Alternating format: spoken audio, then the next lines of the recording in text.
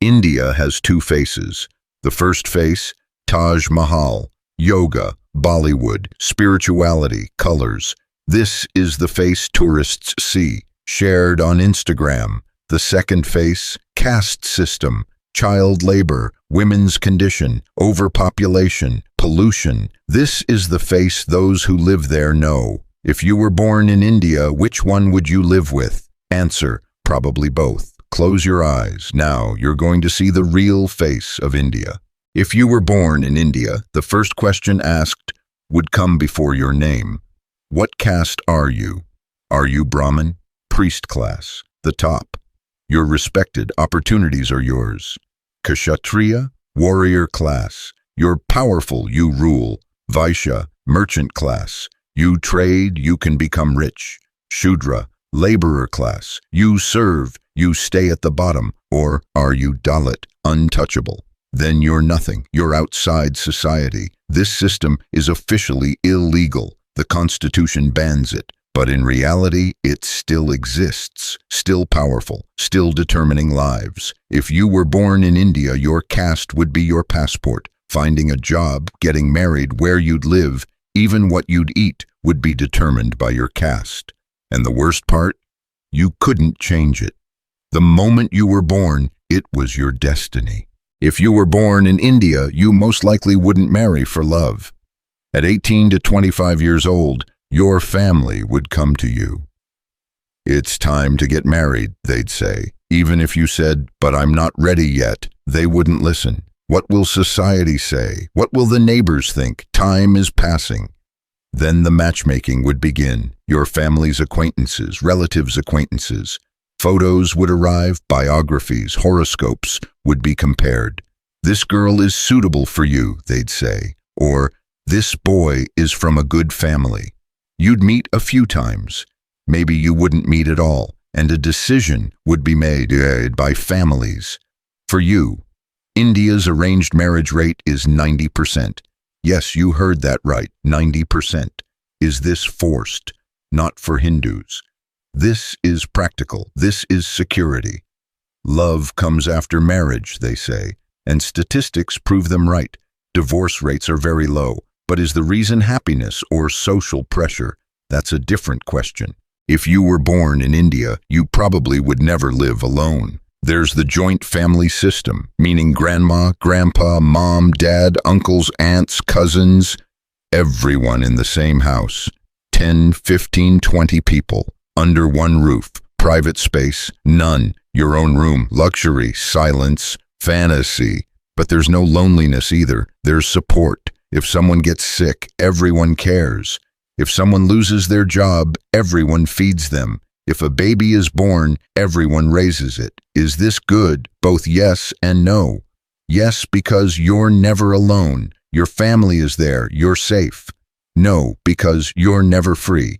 In every decision, 15 house people have opinions. Getting married, family decides. Changing jobs, family approves.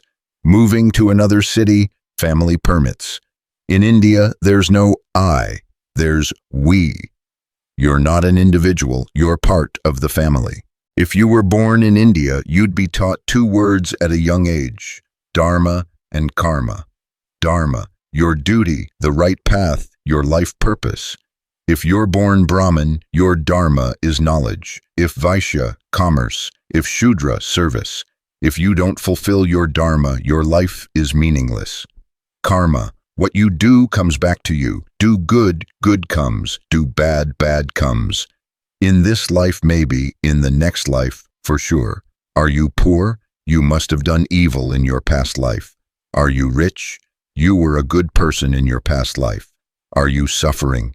It's your karma. Accept it. These beliefs shape India. People accept fate. They say karma. They say dharma. And they don't try to change it. Is this wisdom or passivity? Peace or surrender? If you were born in India, you'd decide. If you were born in India as a woman, everything would be twice as hard. The moment you were born, your family's face would sour. A girl, they'd say, with disappointment, because a girl means expense. You'll pay dowry. When she marries, she'll leave, belong to another family. No benefit, just burden. That's why India has a high rate of female infanticide. Before birth, it's learned through ultrasound. Abortion is performed. The male-female ratio is broken. For every 1,000 men, there are 929 women. If you survive, you're likely not to be sent to school. Girls don't need education, they say. She'll get married anyway. When puberty comes, you live with the fear of rape. In India, a woman is raped every 20 minutes, and most of the time, the perpetrator goes unpunished. When you get married, dowry harassment begins. Your husband's family wants more money. If you don't give it, torture, sometimes death. It goes into statistics as kitchen accident. Being a woman in India is trying to survive every day. If you were born in India and in a poor family, your childhood could end early. There are 10.1 million child laborers in India, ages 5 to 14, not going to school, working, some weaving carpets, 12 hours in a dark room, some making glassware in factories with cut fingers, some carrying bricks at construction sites in 40-degree heat, some working as servants in homes, being beaten. Why? Because the family is dying of hunger. If the child doesn't work, there's no food. Education, luxury, play, fantasy, childhood, what's that? If you were born in India and weren't lucky, you'd become an adult at age 7. If you were born in India, breathing clean air would be a luxury. Delhi, the world's most polluted city. There are so many particles in the air you can see them. When you wake up in the morning, your throat hurts. Your eyes water. It's like smoking 30 cigarettes a day. The Ganges River, the sacred river. People bathe here, pray here, but factories dump waste into the same river. Sewage mixes in. Even corpses are thrown in. Sacred but poisonous. Garbage everywhere. Streets, rivers, beaches, everywhere is full of plastic. If you were born in India, your risk of lung disease would be high. You'd have asthma in childhood, cancer when you get old. Breathing should be a right, but in India, it's a struggle. If you were born in India, you wouldn't know the concept of private space. 1.4 billion people, 3.3 million kilometers area, population density, 464 people km2. What does this mean? It means there are people everywhere. You get on a train, a 300-person car, 1,000 people packed in. You can't breathe. You hit the road. Traffic takes 3 hours. Horn sounds never stop. You go to the hospital, 500 people in line. You wait for hours. You find a house. You share one room with 10 people. If you were born in India, you couldn't learn to be alone because you wouldn't have the luxury of being alone. Is this community or suffocation? Both. But now let's look at the other face. If you were born in India, family would mean everything. And that's a beautiful thing. If you lose your job, your family is there. They feed you, without asking, without complaining. If you get sick, everyone cares. If you need to go to the hospital at midnight, 10 people get up, come with you. If you have surgery, 20 people wait outside. If you have a child, everyone raises them. Mom is sick, grandma takes care. Dad is at work, uncle plays. No one leaves that child alone. If you want to get married, there'll be 1,000 people at the wedding because everyone is family. Distant relatives, neighbors, dad's work colleagues. Everyone comes, celebrates. When you get old, you don't go to a nursing home. You stay at home with family.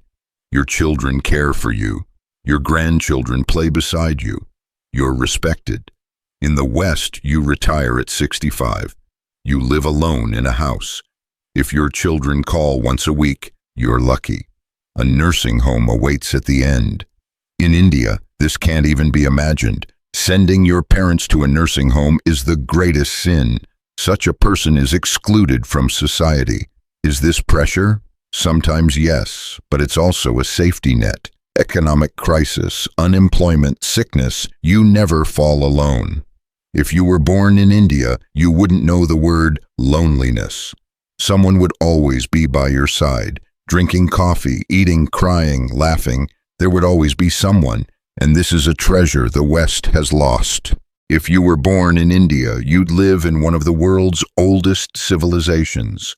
5,000 years of history. Yoga, Ayurveda, meditation, philosophy, mathematics. Indians discovered zero. Indians created the decimal system. The foundations of algebra came from India. Mahabharata and Ramayana, the world's oldest epics, the first written books. Philosophical depth, moral lessons, mythological richness. 28 states, 22 official languages, over 1,000 dialects, different culture in every region, different food, different traditions, different music. In the north, Punjabi Bhangra dance, energetic, enthusiastic. In the south, Bharatanatyam, classical, elegant, spiritual. In the east, Manipuri, storytelling. In the west, Garba, spinning colorful dresses, and festivals. Oh, the festivals.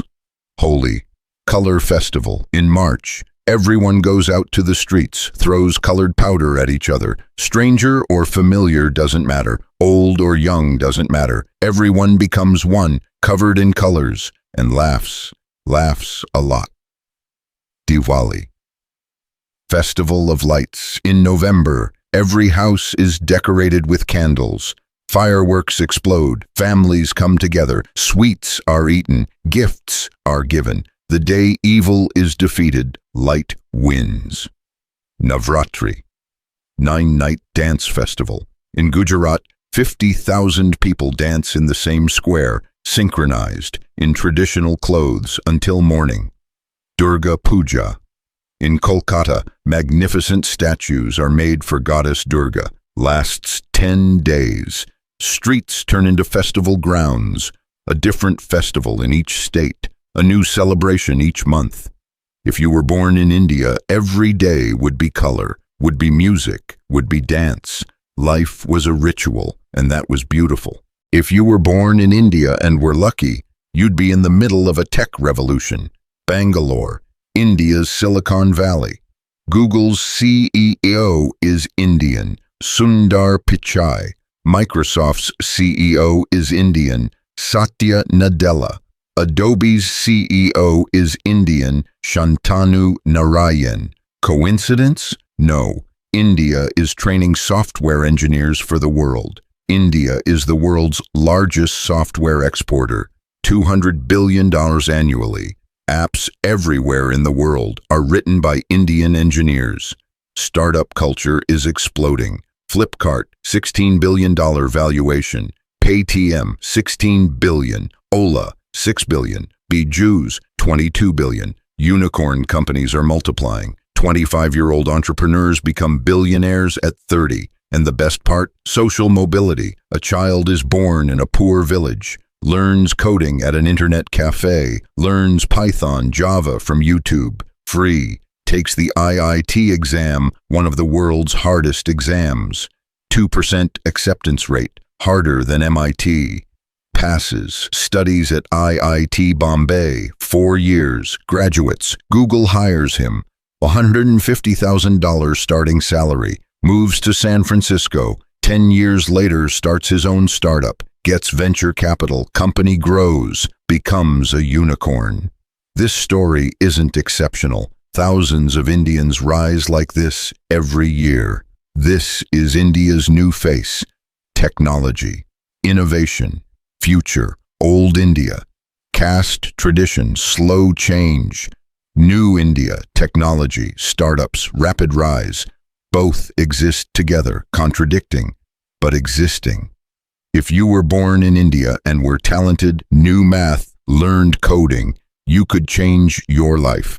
This is India's greatest hope story. You can open your eyes now. You've seen both faces of India. Both are real. Both are India. So which one weighs more? Answer: it depends on where you were born. If you're born in a Brahmin family, India is heaven. If you're born in a Dalit family, India is prison. If you're born in a rich family, every door in the world is open. If you're born in a poor family, no door opens. India is no different from a lottery. Luck determines everything. But one thing is certain: India is unforgettable, whether good or bad. This video has ended, but there are hundreds more stories. Every day, you're born in a different corner of the world, learning a different language, living a different life. If this journey made you feel something, join us, subscribe, and turn on notifications. Tomorrow, you'll wake up in another country. Which country's story would you like to hear next? Tell us in the comments. Life Atlas. Because every life is a map waiting to be explored.